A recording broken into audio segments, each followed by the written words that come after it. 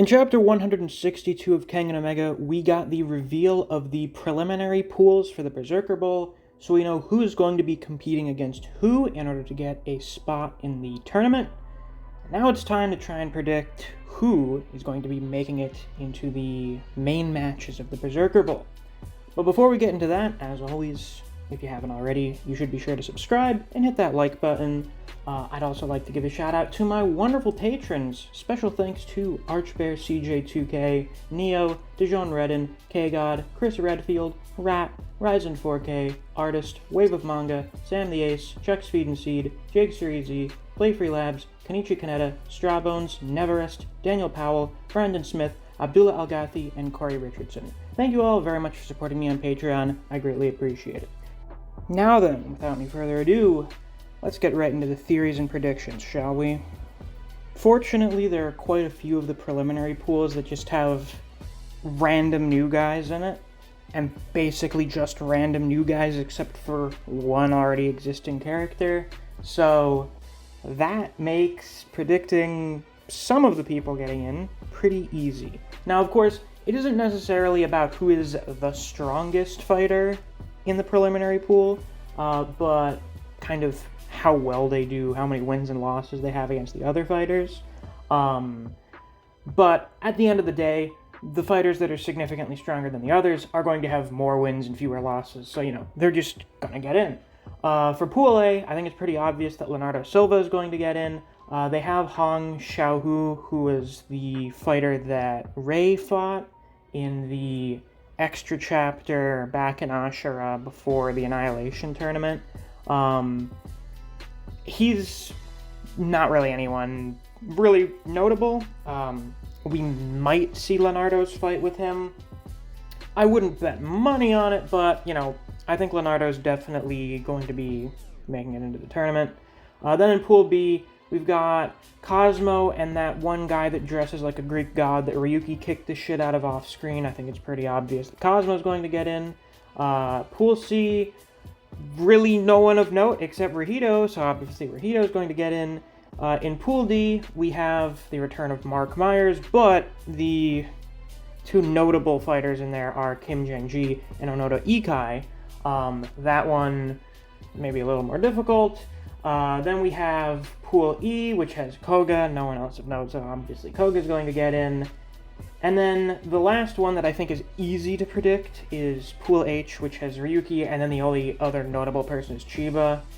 Ryuki is going to beat the ever-loving shit out of everyone else in Pool H. I'm including Chiba in that. Yes, Chiba is probably stronger than these other two random guys, but he probably going to get his ass beat by Ryuki. Now then, for the ones we have to make actual predictions for, Pool D, I think it's still kind of obvious. We're going to see the actual fight between Kim and Onoda. However, Kim is someone who was already an A-list gladiator in Purgatory 2 years ago, so he was the strongest for the longest amount of time, presumably. I think it's pretty safe to say that Kim is going to be the one making it into the actual main matches of the tournament. Then we have Pool F, which is one of the harder of the two to predict, because we have Adam Dudley, some new guy named Luca Tyrant, Himuro, and Haruo. Now, for starters, we know nothing about Luca. He's a new character. I'm writing him off immediately. Who knows? Maybe he'll be the dark horse that gets the best record out of anyone in the preliminary Pool F. But I'm not really going to invest any stock in someone that we know literally nothing about. Predicting who will do the best out of these three is kind of difficult because all three of them were like pretty bottom rung Kengan fighters in the Annihilation tournament. They were all fairly on par with each other. Himuro was probably the weakest of them at the time because he literally got beaten before he even got to the tournament. He got replaced by Kaneda, who I would say is definitely one of the weakest Kengan fighters. At least the weakest that was in the Annihilation tournament. But he seems to have improved quite a bit. It's kind of hard to tell because he hasn't had like a real fully fledged fight. Haruo has been training with Seki to become a pro wrestler, and given his gigantic size, it's safe to assume that he is going to be an extreme challenge to take down, though I don't know if he has the power or skill to take down some of the other fighters. And then we have Adam, who is extremely basic, but has now been training under Kureishi for about 4 years now. I imagine Adam is maybe the strongest out of the fighters in Pool F right now. I think it's between either Adam or Himuro. Himuro has had the most build-up to sort of a redemption, whereas Adam has probably gotten the most growth and development just based on who he's been training with, Kureishi and Cosmo, who are both extremely talented, powerful fighters. In like a coin flip, I would say probably Adam makes it in. I know some people think Himuro so that Koga or Ryuki can get like a fight against him, or I think specifically Ryuki, because I think actually Ryuki would be the one that would end up. No, actually Koga would fight him first, assuming that they don't mix up where everyone goes, and they don't. It looks like pretty much the fighters get matched up with each other in order of the pools. So Koga would have his first match against, whoever wins Pool F, so either Himuro or Adam. Frankly, I think Koga spent more time training with Adam with like the ice skating stuff, so I would say actually Koga's matchup goes better for Adam. So I'll say Adam will be the one who wins Pool F and gets into the main matches of the tournament. Then we have Pool G, which is maybe the hardest to predict because you have Namnat, one of the new supernovas that we need to show off, and then everyone else is a returning character. We've got Sawpang, Sawada, and the Falcon. First off, Sawada, be gone. Get out of here. Yes, he's a returning fighter. He was someone that was in the Annihilation tournament, but he is, once again, one of the weaker ones, whereas Sawpang was a bit more up there, kind of a more of a middle-of-the-road fighter, probably a very solid or high B-tier fighter. Falcon was not that powerful during the Kengan and Purgatory tournament, but he has presumably been training with Kuroki for a while now, or at least maybe training with Rahito, who is definitely much stronger now after another 2 years of beard training, presumably. And then we haven't seen Namnat in action, but he is one of the supernovas, so safe to assume he's quite strong as well. Now, from a narrative perspective, which of these guys is most likely to get in?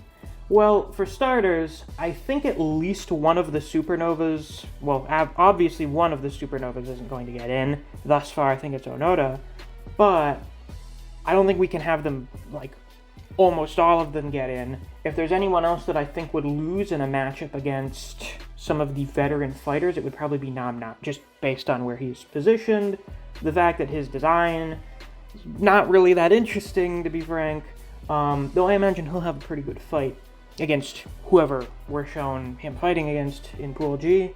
Falcon may prove to be kind of a bad matchup against Sawpang, assuming that he's still using the poison. If not, I think Sawpang will probably be able to beat him. And also, we have Sawpang getting, like, actual full-on setup before going into the tournament. More so than Falcon, honestly. Like, seeing him fighting off against Seki. Now, him fighting a match right before the tournament is probably a bad idea. I'll maybe be a little bit annoyed if that's the reason that he ends up not getting in. It's because, he was too injured or tired to perform at his best in the preliminaries. That'd be a bit annoying. But out of these four, I would say the strongest is Sawpang, even if the poison that Falcon uses may be a bit of a counter to him. I think he'll probably still end up winning. So with that, we have our predictions for who will be making it to the main matches of the Berserker Bowl. In order, we have Leonardo Silva, who will be going up against Cosmo. Then we have Rahito, who will be going up against Kim Genji. Then we have Koga, who will be going up against Adam Dudley. And lastly, we'll have Sawpang, who will be going up against Ryuki. Who do I think will win out of these? I think it's very likely that Cosmo wins his. I would say far more likely that Cosmo wins. I believe him and Leonardo should both be Jiu-Jitsu practitioners, right? I don't remember Leonardo's epithet. I don't think it's specifically related to Jiu-Jitsu, but I'm thinking they're both going to be doing that. Cosmo, far more experience. He's a genius. He'll probably win. Rihito might win his match against Kim.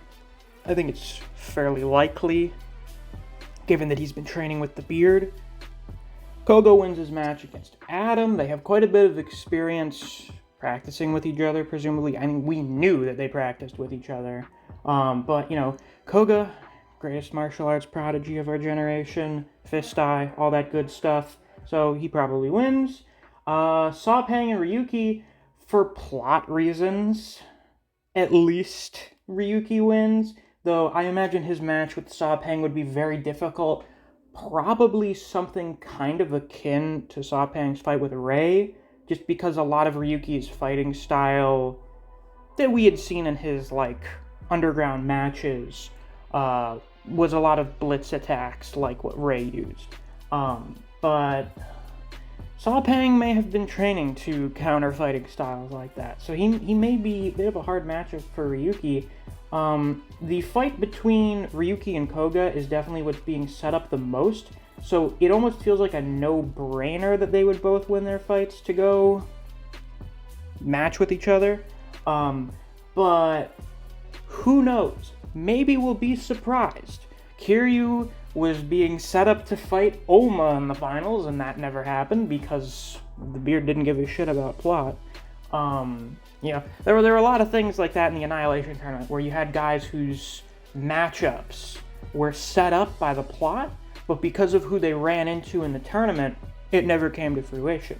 And we'll probably get some cases like that again here. Like, I don't think that Rihito and Falcon are going to have a rematch in this tournament. They would both have to make it to the finals. And I don't imagine Rihito beating Cosmo.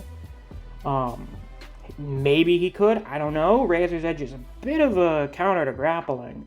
But, you know, who knows what'll happen there. So, yeah, I guess those are my predictions for who will be getting into the Berserker Bowl. Oh, right, of course.